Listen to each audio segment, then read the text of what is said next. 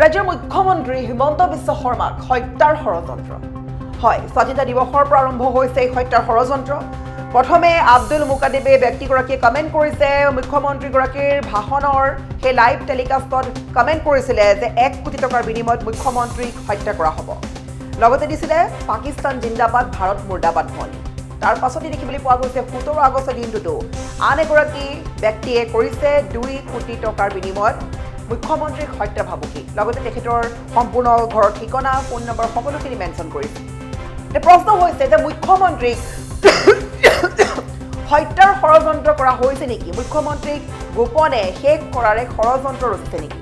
ক'ৰ পৰা আৰম্ভ কৰা হৈছে এই ষড়যন্ত্ৰ কোনে কৰিছে এই ষড়যন্ত্ৰ ইতিমধ্যে মুখ্যমন্ত্ৰী হিমন্ত বিশ্ব শৰ্মাক কৰা হত্যাৰ ভাবুকিক লৈ বা হত্যাৰ ভাবুকিৰ যি ষড়যন্ত্ৰ চলিছে এই ষড়যন্ত্ৰক লৈ বিস্ফোৰণ ঘটাইছে এবাৰ ডিপ্লু ৰঞ্জন শৰ্মাই হুংকাৰ দি কৈছে যে মুখ্যমন্ত্ৰীগৰাকীক যোনে হত্যা ভাবুকি দিছে সেই ভাবুকি দিয়াসকলক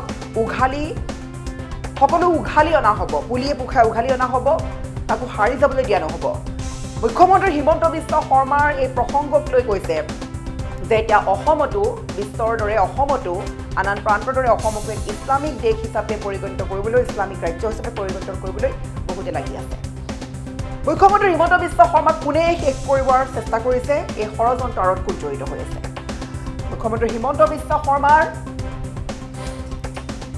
হত্যাৰ ভাবুকি দিয়া অপশক্তিক পুলিয়ে পোখাই উঘালি পেলোৱা হ'ব হুংকাৰ বিধায়ক ডিপ্লু ৰঞ্জন শৰ্মাৰ সমগ্ৰ বিশ্বৰ লগতে অসমতো বিয়পিছে ইছলামিক জেহাদ ভাৰতক ইছলামিক দেশ কৰাৰ প্ৰয়াস একাংশৰ জেহাদীবোৰক পুলি পোখাই উঘালি আনিব লাগিব মুখ্যমন্ত্ৰীৰ জীৱন শেষ কৰা ভাবুকিক লৈ বিধায়ক ডিপ্লু ৰঞ্জন শৰ্মাৰ মন্তব্য ডাঙৰ প্ৰশ্ন উত্থাপিত হৈছে যে মুখ্যমন্ত্ৰী হিমন্ত বিশ্ব শৰ্মাক হত্যাৰ ষড়যন্ত্ৰকাৰ ক'ৰ পৰা চলিছে মুখ্যমন্ত্ৰীগৰাকীক হত্যাৰ ষড়যন্ত্ৰ মুখ্যমন্ত্ৰীৰ হত্যাৰ ভাবুকিৰ আঁৰত ভাৰত বিৰোধী শক্তি আছে নেকি এনে শক্তিক পুলিয়ে পোখাই উঘালি পেলোৱা হ'ব ইছলামিক এজেণ্ডাৰে চলা একাংশই চেষ্টা অব্যাহত ৰাখিছে নেকি ভাৰতক ইছলামিক দেশ কৰাৰ বাবে লাগি আছে নেকি একাংশ আমি এতিয়া বহুত শক্তিশালী পাকিস্তানত গৈ হ'লেও আমি মাৰি ৰাখিব পাৰোঁ মুখ্যমন্ত্ৰীক হত্যা ভাবুকিক লৈ বিধায়ক ডিপ্লু ৰঞ্জন শৰ্মাই কৰিছে কেইবাটাও গুৰুত্বপূৰ্ণ মন্তব্য ইছলামিক এজেণ্ডাৰে চলা একাংশই চেষ্টা অব্যাহত ৰাখিছে ভাৰতক ইছলামিক দেশ কৰাৰ বাবে লাগি আছে একাংশই আমি এতিয়া বহুত শক্তিশালী আমি সুৰক্ষাৰ ক্ষেত্ৰত এতিয়া ভাৰত সম্পূৰ্ণৰূপে শক্তিশালী গতিকে মুখ্যমন্ত্ৰী হিমন্ত বিশ্ব শৰ্মাক যি হত্যাৰ ভাবুকি দিছে সেই ভাবুকি দিয়া যি অভিযুক্তসকল বা সেই ভাবুকি দিয়া সেই অপশক্তিটো পুলিয়ে পোখাই উঘালি অনা হ'ব বুলি এক হুংকাৰ প্ৰদান কৰিছে বা বিধায়ক ডিপ্লু ৰঞ্জন শৰ্মাই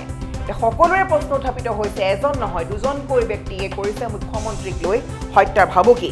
এগৰাকীয়ে কৈছে কোটি টকাৰ বিনিময়ত মুখ্যমন্ত্ৰীক হত্যা কৰা হ'ব আন এগৰাকীও আজি সেই একেই মন্তব্য কৰিছে একেই কমেণ্ট কৰিছে লগতে তেওঁৰ সম্পূৰ্ণ ঘৰৰ ঠিকনা দি দিছে গতিকে এই ধৰণৰ লোকসকলৰ আঁৰত কোনোবা অপশক্তি জড়িত হৈ আছে নেকি মুখ্যমন্ত্ৰীক হত্যাৰ ষড়যন্ত্ৰ ক'ৰ পৰা চলিছে কোন আছে জড়িত বিধায়ক ডিপ্লু ৰঞ্জন শৰ্মাৰ মন্তব্য শুনক ইছলামিক জেহাদ এটা পেন ইছলামাইজেশ্যন গোটেই সমগ্ৰ পৃথিৱীত আৰম্ভ হৈছে অসম আৰু ভাৰতবৰ্ষত আছে গতিকে এইবোৰ এটা গভীৰ ষড়যন্ত্ৰ ভাৰতবৰ্ষতে থাকি ভাৰতবৰ্ষৰে বিৰোধিতা কৰা বহু মানুহ আছে এই জেহাদীবোৰক পুলিয়ে পোখালিয়ে মানে তেওঁলোকক উঘালিব লাগিব আৰু মই ভাবোঁ যে অনাগত সময়ত ভাৰতৰ আৰু অসমৰ জনগণে এই ক্ষেত্ৰত নেতৃত্ব লৈ কাম কৰিব কিছু সংখ্যকে মাননীয় মুখ্যমন্ত্ৰী ডাঙৰীয়াক ভাবুকি দিছে আমাৰ কিছু তথাকথিত মানে ধৰ্মনিৰপেক্ষতাবাদীয়ে ইয়াতো মানে যৌৱনৰ উন্মাদনা দেখা পুৰা সঁচাকৈ কিছু গভীৰ ষড়যন্ত্ৰও লুকাই আছে এক খুব গভীৰ ভাৰত বিৰোধী ষড়যন্ত্ৰকাৰী আজিৰ দিনত গোটেই ভাৰতবৰ্ষত তেওঁলোকে নেটৱৰ্কটো ষ্ট্ৰং কৰিবৰ কাৰণে লাগি আছে কিন্তু আমাৰ ভাৰতৰ সুৰক্ষা ব্যৱস্থা অত্যন্ত শক্তিশালী জনগণৰ আশীৰ্বাদ মাননীয় মুখ্যমন্ত্ৰী ডক্টৰ হিমন্ত বিশ্ব শৰ্মা ডাঙৰীয়াৰ ওপৰত আছে গতিকে মই ভাবোঁ যে আমাৰ চৰকাৰে এই গোটেই বিষয়সমূহ খুব গুৰুত্বপূৰ্ণভাৱে লৈছেও সুৰক্ষা এজেঞ্চিসমূহ সুৰক্ষাভাৱে লৈছে কিন্তু মাননীয় মুখ্যমন্ত্ৰী ডাঙৰীয়াই ৰাইজৰ কাম কৰি আছে ৰাইজৰ আশীৰ্বাদৰ আৱস্থনিত তেখেতে আছে গতিকে মুখ্যমন্ত্ৰী ডাঙৰীয়াৰ যোনে যিমানে শত্ৰু এনেকুৱা সৃষ্টি নকৰক ইয়াৰ আপোনালোকে দেখিছে যে এটা ইছলামিক জেহাদ এটা পেন ইছলামাইজেশ্যন গোটেই সমগ্ৰ পৃথিৱীত আৰম্ভ হৈছে অসম আৰু ভাৰতবৰ্ষত আছে গতিকে এইবোৰ এটা গভীৰ ষড়যন্ত্ৰ গতিকে এনেকুৱা ধৰণৰ জেহাদীবোৰকো সোনকালে চিনাক্ত কৰিব লাগিব এই জেহাদীবোৰক পুলিয়ে পোখালিয়ে মানে তেওঁলোকক উঘালিব লাগিব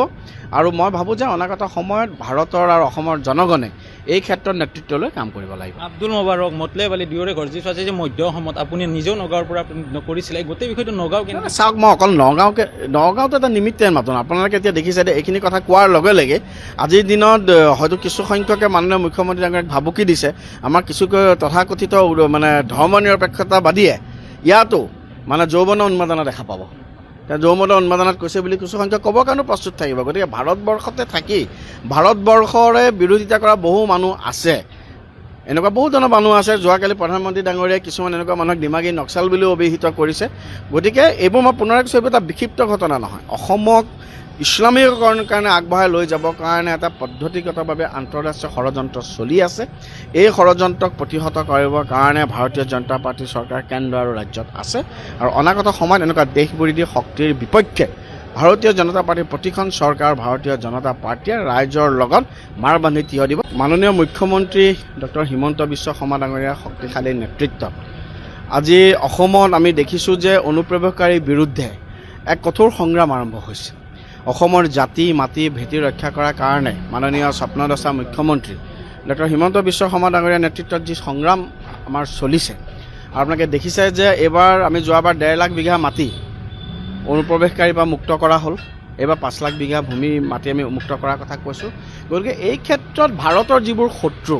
গতিকে এই শত্ৰুবোৰৰ গাৰ পুৰণি উঠাটো স্বাভাৱিক। কিন্তু অসমৰ 3,50,00,000 জনগণৰ আশীৰ্বাদ শুভেচ্ছা আৰু গোটেই ভাৰতৰ ৰাইজৰ শুভেচ্ছা মাননীয় মুখ্যমন্ত্ৰী জনপ্ৰিয় মুখ্যমন্ত্ৰী ডক্টৰ হিমন্ত বিশ্ব শৰ্মা ডাঙৰীয়াৰ ওপৰত আছে। গতিকে এইবোৰ মই ভাবোঁ যে এইবোৰ এটা বিক্ষিপ্ত ঘটনাও নহয়।